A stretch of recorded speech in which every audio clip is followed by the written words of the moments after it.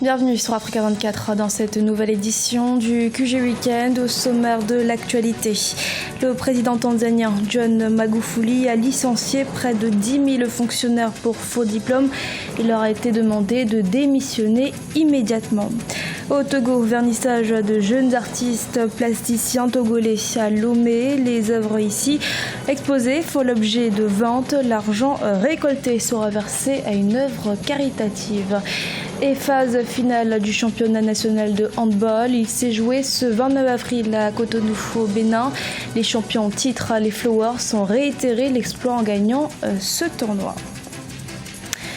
Mais d'abord, en Afrique du Sud, les candidatures à la présidence de l'ANC, le parti au pouvoir, s'ouvrent officiellement en juin, mais les annonces de candidature se multiplient. L'ancien trésorier du parti, Mathius Fossa, annonce sa candidature. Plusieurs figures du parti également ont commencé depuis plusieurs mois déjà leur campagne, à l'instar du vice-président Cyril Ramaphosa ou de l'ex-première dame Nkosazana Dlamini Zuma.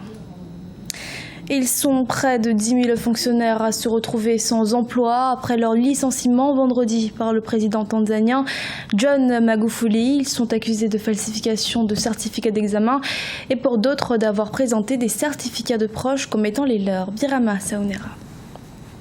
Tenir le service public, voici l'une des priorités des autorités tanzaniennes. Pour ce faire, le président John Magufuli a licencié vendredi 28 avril 9 932 fonctionnaires titulaires de faux diplômes. Cette décision fait suite à une enquête gouvernementale lancée en octobre 2015. Les détracteurs du chef de l'État tanzanien l'accusent des dérives autoritaires et du populisme. Cependant, les observateurs estiment que ces actions ont une portée symbolique dans le cadre de la bonne gouvernance. De prime abord, c'est un acte qui a une retombée économique évidente parce que c'est de l'argent que l'État va récupérer. Mais le deuxième élément qui me paraît le plus important, c'est l'éthique que ça fait rejaillir. Après, ça insuffle une nouvelle dynamique liée à l'éthique dans l'administration. Ça fait en sorte que l'administration sera plus redevable et le gouvernement aura plus la possibilité de s'assurer que des compétences seront au service des populations pour réaliser de manière effective et efficace les politiques publiques. Le gouvernement tanzanien perd chaque année 107 millions de dollars dans les emplois fictifs. En mars 2017, environ 19 700 emplois fictifs ont été découverts dans la masse salariale du secteur public. Surnommé Tinga Tinga, bulldozer en Swahili, le président John Magufuli s'est illustré dès le début de son mandat par une politique anticorruption et contre la fraude fiscale. Cela, je pense, est un très bel exemple pour tous les autres pays africains. La plupart des bureaucraties africaines sont infestées de cadres qui n'y ont pas leur place, qui n'ont pas été recrutés sur la base du mérite et de la compétence. Et finalement, cela rejaillit négativement sur l'ensemble de la structure économique, politique et même sociale et entrave la marche vers le développement. Depuis son arrivée au pouvoir en 2015, le président John Magufuli a suspendu de façon temporaire le recrutement dans le secteur public, le temps de vérifier les diplômes des fonctionnaires actuels. Il a déclaré que les agents renvoyés seront remplacés le plus tôt possible par des personnes.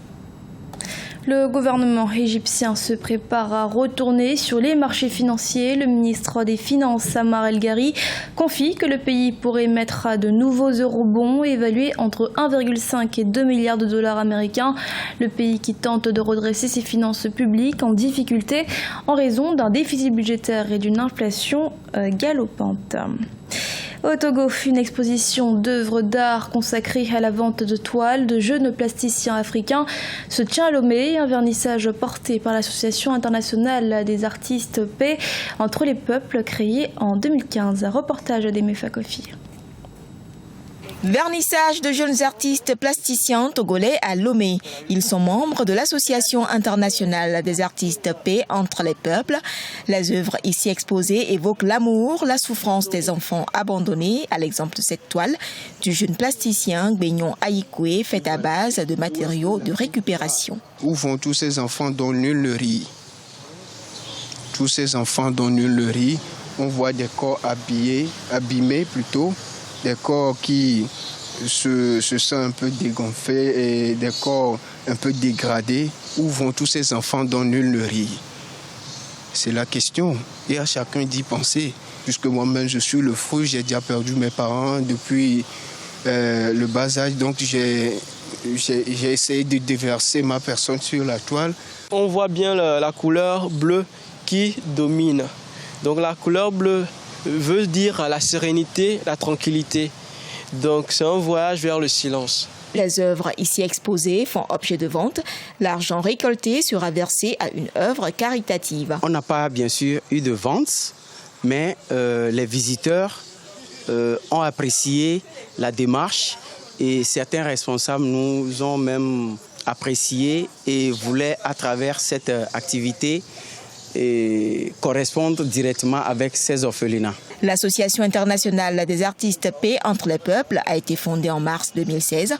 Elle comprend entre autres une vingtaine d'artistes plasticiens de la sous-région. D'autres expositions sont en vue à Lomé pour la cause des orphelins. Au Bénin, le championnat national de handball a pris fin ce 29 avril à Cotonou. Une compétition remportée une nouvelle fois par les Flowers, champions titre. Le résumé de la phase finale de ce tournoi dans ce reportage de notre correspondant Lefty Onou est commenté par Oumou Kalsumba. Phase finale du championnat national de handball a connu son épilogue ce samedi 29 avril 2017 à Cotonou, au Palais des Sports du Stade de l'Amitié Général Mathieu Kérékou.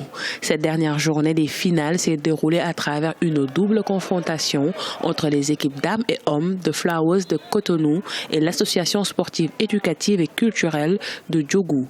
Les Flowers de Cotonou, champions en titre dames et hommes, s'imposent au terme de 2 matchs par les scores respectifs de 32-21 et 31-16. Au niveau de l'équipe masculine, franchement, il y a une nette amélioration, que ce soit au niveau des équipes de Cotonou qu'au niveau des équipes du Nord. On sent qu'il y a eu un travail à ce niveau-là. Et moi, je tire coup de chapeau à ces entraîneurs-là. Ce championnat a été une occasion pour évaluer les performances des équipes de handball. Selon des experts, le niveau technique des équipes dames ayant participé à cette compétition est moins élevé. Au total, 5 équipes féminines et 6 masculines se sont affrontées. L'association sportive, éducative et culturelle de Djougou s'est révélée en tant que plus jeune équipe, hommes et dames, engagés au cours des 5 journées du championnat. J'ai fait un bilan positif. Je suis content, je suis heureux à voir surtout les équipes qui sont venues de l'intérieur. Vous auriez constaté qu'il y a eu une très belle prestation. Et ça prouve que le handball a de l'avenir. Au total, 25 matchs ont été joués au cours de ce championnat. Les organisateurs estiment que cette compétition va permettre aux différents staffs techniques des équipes nationales dames et hommes en lice pour le Challenger Trophy Continental 2017 de déceler d'autres jeunes talents afin de renforcer leurs effectifs. Ce journal a été réalisé par l'ensemble de la rédaction. Merci de l'avoir suivi. Restez sur Africa 24 pour une nouvelle édition de l'actualité.